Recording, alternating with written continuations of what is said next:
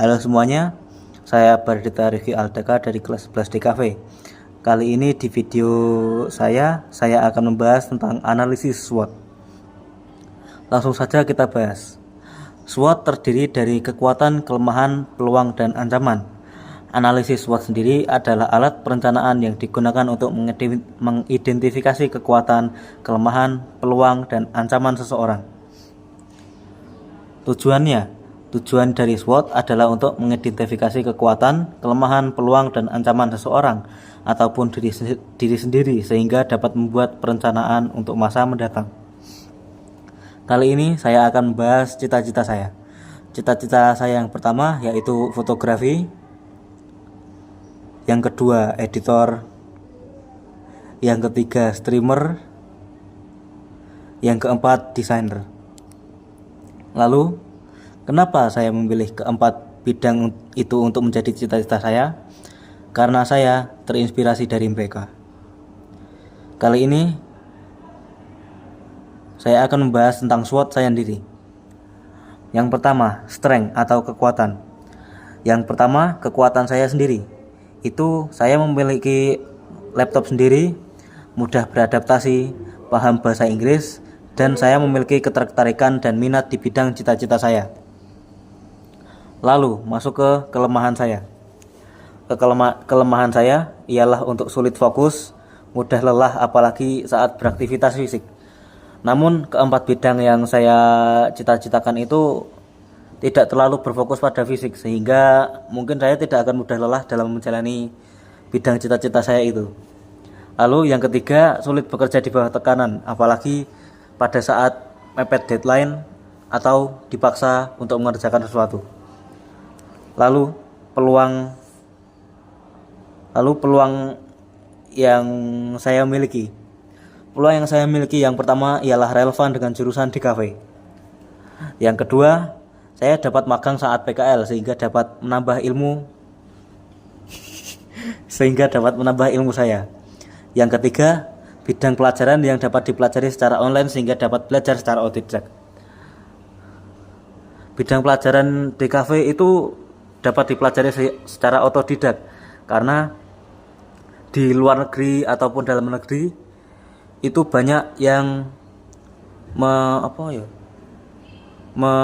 mendalami bidang tersebut. Bahkan saya sering belajar animasi dari luar negeri. Lalu masuk ke ancaman. Banyak pesaing di bidang tersebut. Seperti contohnya saja animasi. Animasi itu sangat banyak sekali pesaingnya, apalagi fotografi. Nah, yang kedua itu biaya alat yang mahal. Contohnya fotografi. Kamera saja bisa mencapai jutaan rupiah. Lalu yang ketiga, belajar otodidak biasanya akan sulit, apalagi dengan internet atau teknologi yang kurang mumpuni. Lalu, strategi yang saya miliki ialah karena memiliki laptop sendiri dan paham bahasa Inggris, saya dapat mendalami ilmu dari Indonesia ataupun luar negeri. Contohnya saja, saya sering melihat animasi luar negeri ataupun dalam negeri, sehingga saya dapat menemukan cara-cara ataupun inspirasi yang membuat saya dapat mendalami bidang tersebut. Lalu untuk meminimalkan kelemahan saya dapat belajar bersama teman agar lebih fokus. Karena jika saya belajar sendiri biasanya akan malas. Lalu karena saya dapat mendalami ilmu yang cukup dalam, saya dapat menjadi pesaing yang cukup kuat untuk bersaing dengan orang lain di bidang fotografi maupun editor ataupun animasi. Lalu rencana aksi konkret saya. Yang pertama yaitu belajar bersama teman, khususnya untuk melatih fokus saya, terutama di sekolah dengan internet dan sumber daya yang mencukupi. Yang kedua ialah mendalami ilmu lebih mendalam saat di rumah maupun sekolah, dengan tujuan memperdalam ilmu dari dalam negeri maupun luar negeri sehingga lebih mencakup lebih banyak ilmu. Lalu yang ketiga, menabung setiap mendapat uang saku dengan tujuan agar dapat membeli barang yang dibutuhkan dari dalam cita-cita saya, seperti contohnya kamera pentablade, dan lain-lain. Lalu masuk ke penghujung acara, yaitu refleksi. Refleksi saya yaitu saya dapat mengerti apa saja ancaman dan peluang yang saya miliki, sehingga dapat menentukan langkah selanjutnya.